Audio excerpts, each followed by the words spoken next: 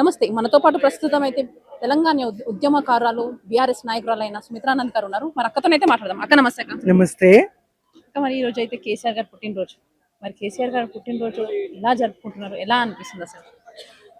కేసీఆర్ గారు తెలంగాణ రాష్ట్ర సాధకులు.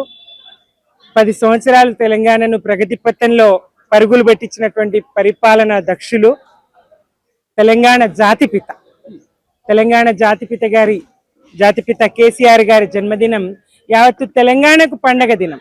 ఇవాళ తెలంగాణ భవన్లో తెలంగాణ శ్రేణులు మిన్నంటే సంతోషంతో ఇలా జన్మదిన కార్యక్రమాన్ని జరుపుకోవడం జరిగింది. ఇక్కడ మేమందరం కూడా జాతి విముక్తి ప్రదాత కేసీఆర్ గారు, తెలంగాణ జాతి విముక్తి ప్రదాత కేసీఆర్ గారు, ఆయన జన్మదినం తెలంగాణకు పండగ దినం.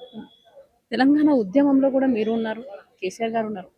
అప్పుడు ఆ తెలంగాణ ఉద్యమంలో మీకు ఎలా అనిపించింది అసలు పాల్గొన్నప్పుడు? మళ్ళీ మీకు అప్పుడు తెలంగాణ వస్తుందా రాదా అనేది ఎలా ఉండేనా? అసలు ఆ భయం అనేది ఉండేనా? గతంలో తెలంగాణ ఉద్యమాలు అడపాదడప వచ్చినాయి. కేసీఆర్ గారి కన్నా ముందు ఉద్యమ సాహిత్యము ఇంద్రారెడ్డి గారు వాళ్ళందరూ పంపించి ఎవరైతే ప్రజా ఉద్యమాలతో సంబంధం ఉన్నదో అలాంటి వాళ్లకు తెలంగాణ వెనుకబాటుతనానికి గల కారణాలు వివరించే ప్రయత్నం చేసినప్పటికీ ప్రజలు ఎందుకో విశ్వసించలేరు. ఆ ప్రజల్లో భాగమైన మేము కూడా ఎందుకో విశ్వసించలేరు.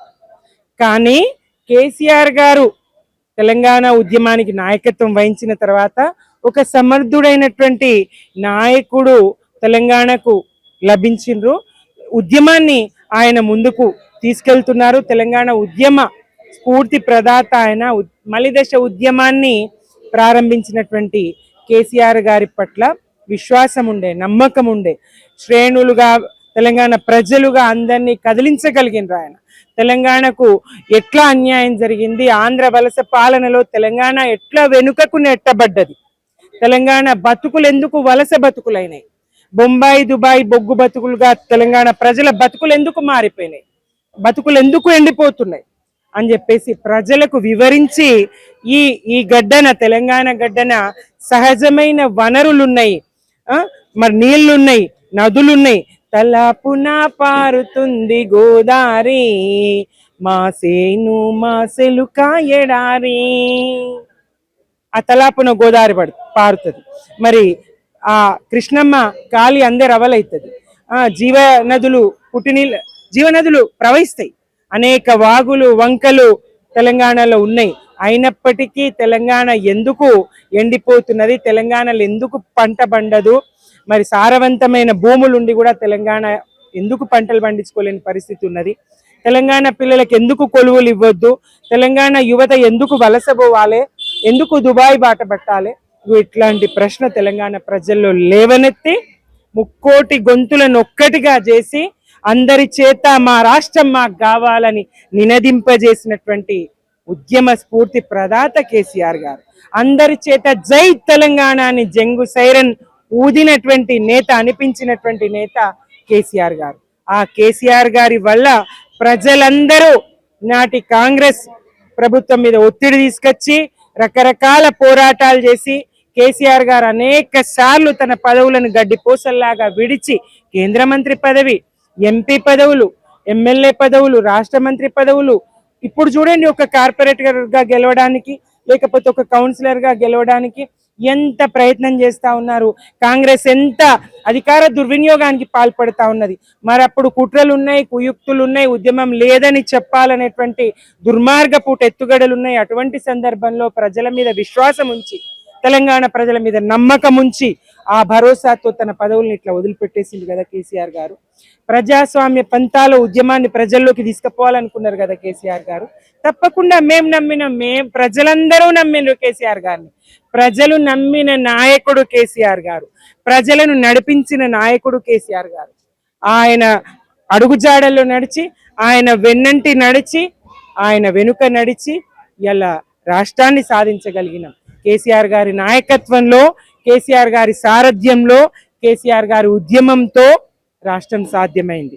ఆయన ప్రాణాలను ఈ మొండి కాంగ్రెస్, ఈ మోసకారి కాంగ్రెస్ మరి మాట తప్పుతా ఉన్నది, ఇస్తలేదని తన ప్రాణాలను కూడా పణంగా పెట్టడానికి సిద్ధపడి 11 రోజులు ఆమరణ నిరాహార దీక్ష చేసినటువంటి కేసీఆర్ గారి త్యాగం తెలంగాణ మర్చిపోదు. ఇవాళ రేవంత్ రెడ్డి గారు అంటారు ఎవరికి జాతి పితవు అంటారు. తెలంగాణ జాతికి జాతిపిత, తెలంగాణ ప్రజానికానికి జాతిపిత.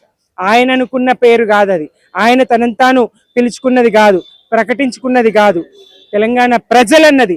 రేవంత్ రెడ్డి గారు ఎట్లెట్లా కేసీఆర్ గారిని అవమానించాలనుకుంటే ప్రజల్లో కేసీఆర్ గారి పట్ల అట్లట్లా అభిమానం పెరుగుతా ఉంది. ప్రజలు స్వచ్ఛందంగా తెలంగాణ జాతిపిత కేసీఆర్ గారని నినదిస్తా ఉన్నారు. ఇవాళ రేవంత్ రెడ్డి గారు పాలిస్తున్నటువంటి రాష్ట్రము తెలంగాణ. ఈ తెలంగాణ కేసీఆర్ గారి ఆనవాళ్ళు. నీ ఆనవాళ్ళు జరిపేస్తా, నీ పేరు దుడిపేస్తా అంటే రేవంత్ రెడ్డి గారి వల్ల కాదు, ఎవరి వల్ల కాదు. ఎందుకంటే తెలంగాణ అనే రాష్ట్రం ఉన్న నాళ్ళు కేసీఆర్ గారి పేరే ఉంటది. కేసీఆర్ అంటే తెలంగాణ, తెలంగాణ అంటే కేసీఆర్. ఇంకెట్లా ఆయన ఆనవాళ్ళు చేర్పడం ఎవరి వల్ల అవుతుంది, ఆయన ఆనవాళ్ళు తుడపడం ఎవరి వల్ల అవుతుంది? తెలంగాణ ఉన్నది అంటే కేసీఆర్ ఉన్నట్టే, తెలంగాణ ఉన్నది అంటే కేసీఆర్ ఉన్నట్టే, అంతే. అయితే వచ్చే 5 ఏళ్ళు కూడా మాదే పాలన అని కూడా సీఎం రేవంత్ రెడ్డి గారు అంటున్నారు. ఇంకా నేనే రాజు నేనే మంత్రి అని కూడా సీఎం రేవంత్ రెడ్డి గారు అంటున్నారు. మరి దాని గురించి మీరు చెప్పండి ఒకసారి. ఇంతకన్నా పెద్ద జోక్ ఏముండదు. ప్రజాపాలన అని చెప్పి ప్రజాస్వామ్యం మీద ఈ కాంగ్రెస్ కున్న నమ్మకం ఇదేనా? ప్రజాపాలన అని ఏ నోటితో చెప్పిండ్రు మీరు? మరి మీరు మాట్లాడే మాటలేంది?